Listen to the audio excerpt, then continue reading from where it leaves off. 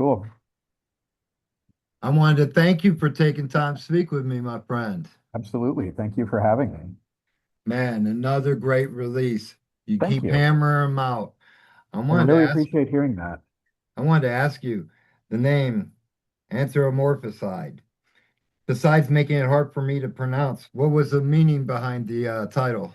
So, anthropomorphicide, if you break down the I forget what they're called, the word segments, Hmm. it translates roughly to death of the human form. I asked basically I asked a couple of the biggest sci-fi nerds that I know if I could tell them that word and without giving them any information, if they could get a sense of what it meant. And all of the smartest and nerdiest people that I know basically said so. And also, um, ChatGPT was able to figure it out. Oh, Um, excellent. so I figured like I'm probably not this is probably like something that people could at least get a sense of and not just something Sure. I'm completely pulling out of my ass. Right on. And at what point did you begin working on the album?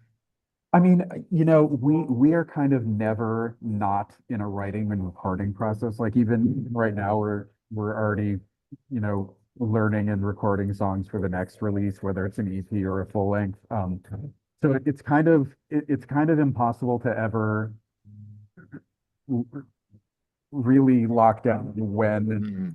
one cycle ends and one begins for us because it's cyclical. We're never not writing and creating music. And speaking on that, is there like a lot of artists will say there's a vault? Do you have a bunch of tracks that are saying somewhere waiting for the right release? Yes. We have about 15 currently that are in the run for the next big batch of songs again whether that takes the form of several EPs or uh, a full length. Yeah, we've got about sorry, 15 or so that are sort of at that stage, and then Mhm. I've got maybe like another 15 that I'm just sort of hanging on to for right now. I don't even know what the other guys have in their personal vaults. So like, yeah, we always have basically a glut of material. And I wanted to talk about my favorite track on the album, Reptile Eyes. Could you talk Ooh. to me about it? Yeah, so that one was or no, it was written by our guitar player Justin.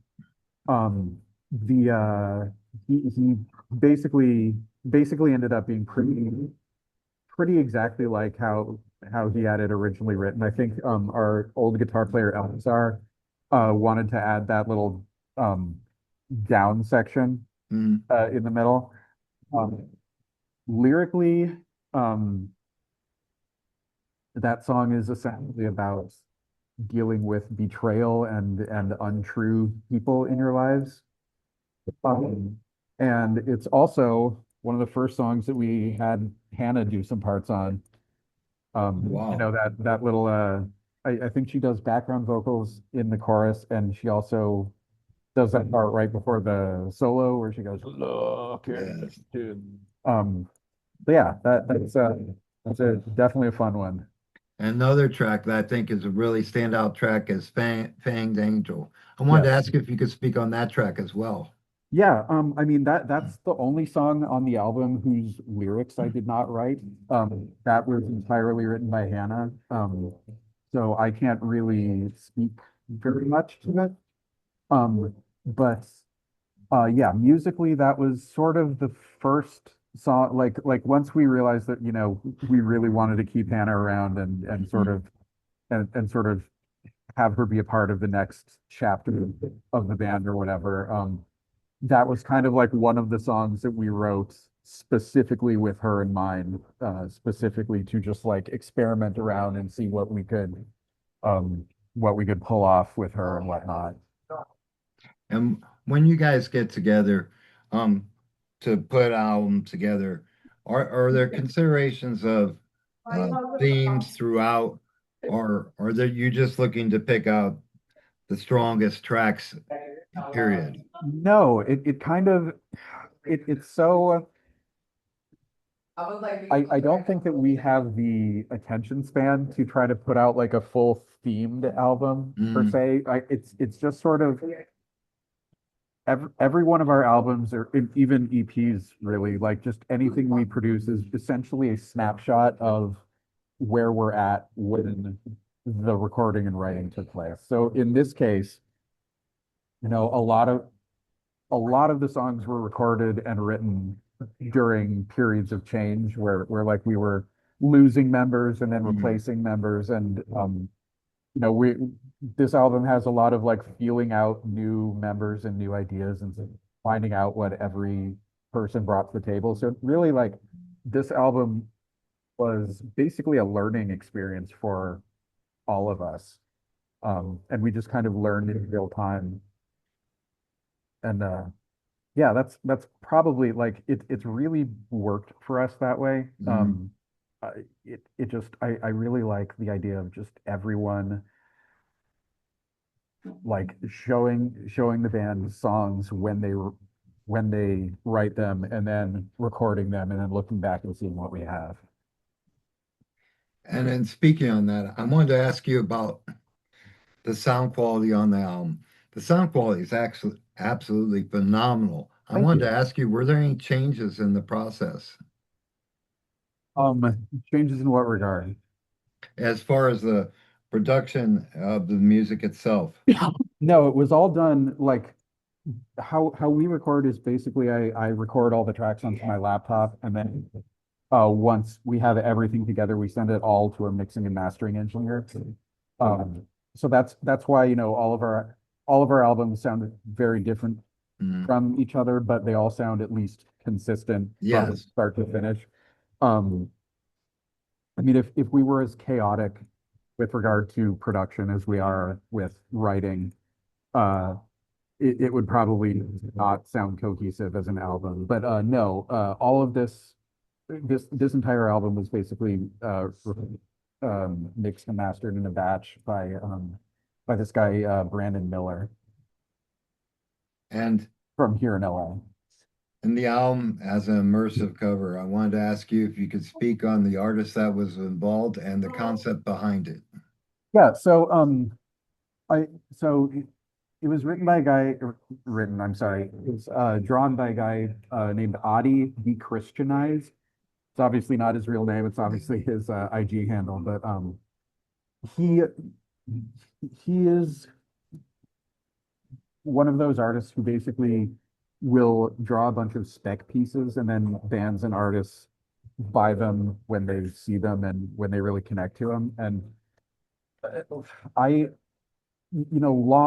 I bought that piece of art long before we started working on this album. I think I've had that for as long as like since before we even started the first album.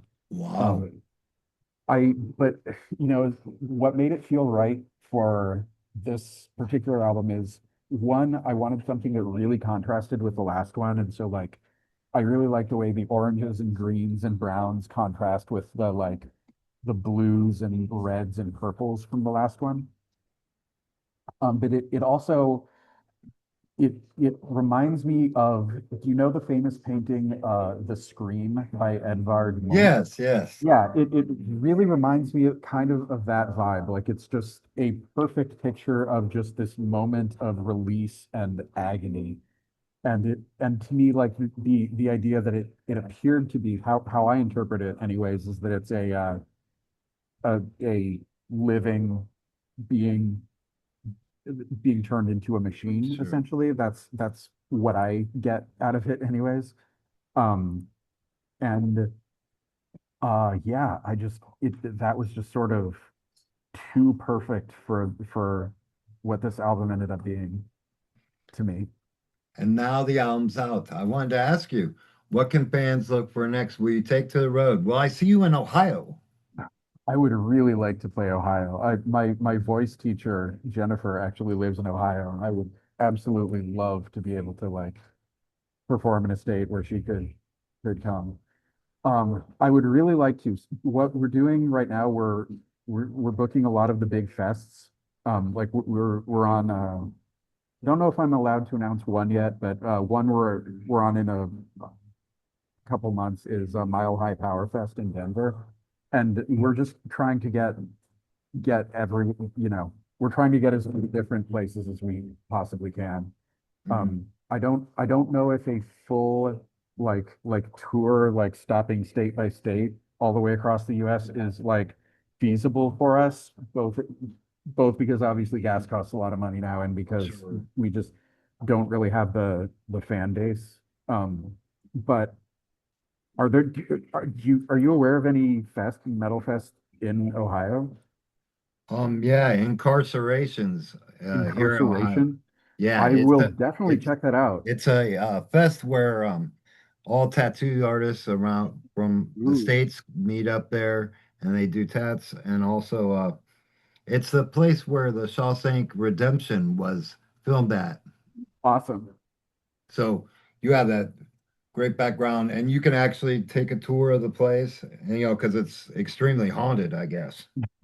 It's a That's so cool. it's a great experience. It's 3-day event. Whereabouts in Ohio are you? I'm in Massillon. Where, like, how far east into Ohio is that? How what? How far east? Like, is it like in the middle of You the know where state the or foot? I'm like 25 minutes from the Football Hall of Fame in Canton, don't Ohio. I don't know where that is. I'm 50 Where I minutes away from the Rock Hall. okay, okay. I'm south. I was okay. Yeah.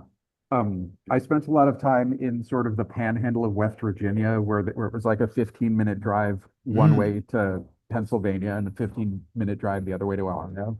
So that's kind of like my familiarity with Ohio is like the very, very west of the state. Yeah, the big No, I'm sorry, the very, very east. east. Yeah, the metal places in Akron, Cleveland are always packed. Yeah, It's very also we've never there was a moment during when the COVID happened where places that shut down, they weren't making any money, and but then places have been bought up and they're open again. A lot of them under different names and stuff. But like the Agoras are still here. I've You been to know, there. I've played there with my old band. so I also know that Hannah, our other vocalist Hannah, is from Ohio, and I think she's told me the same thing that the death metal scene out there is fantastic. yeah, it is. Hell yeah. So And I guess to answer your question, hopefully soon. all right, great. And I wanted to ask you, what was the hardest track for you personally to work on this album? Um, with in the sense of my like meager uh engineering skills, probably the title track Anthropomorphized because there are just so many vocal layers on top Yeah, of vocal layers, and it was very hard to load that up without crashing my DAW. But as far as vocals, I think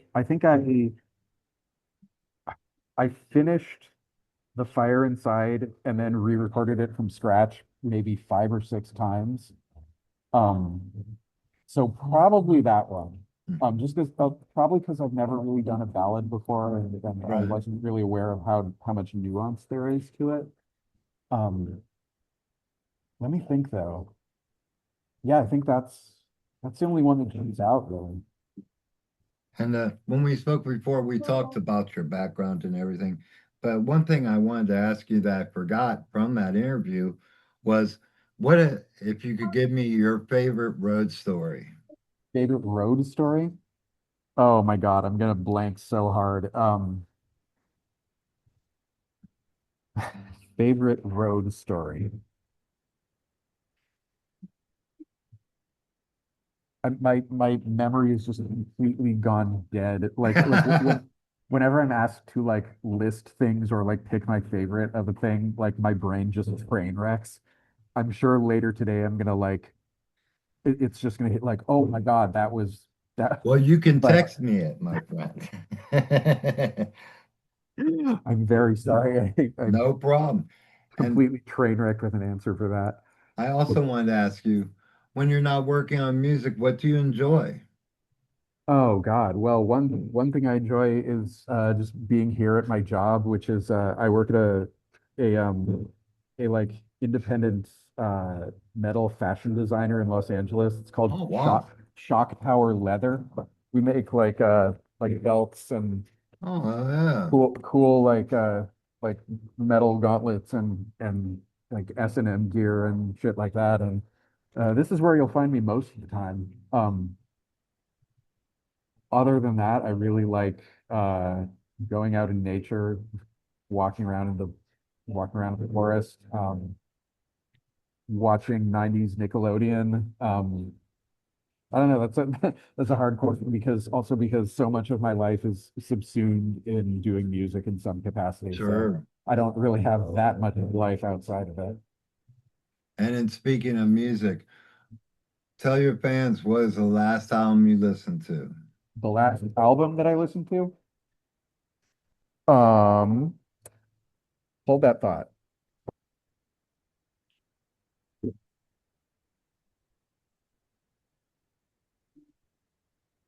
According to my Spotify, the last album I listened to was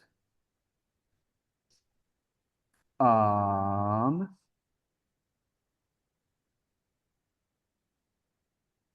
ooh, that's a good one. It was Voices in the Sky by a sort of black metal slash melodic death metal band called Brimir, Hmm. Brymir. Definitely very cool stuff that you should check out if you're into like Oh, yeah. Viking melodic black kind of that that sort of shit.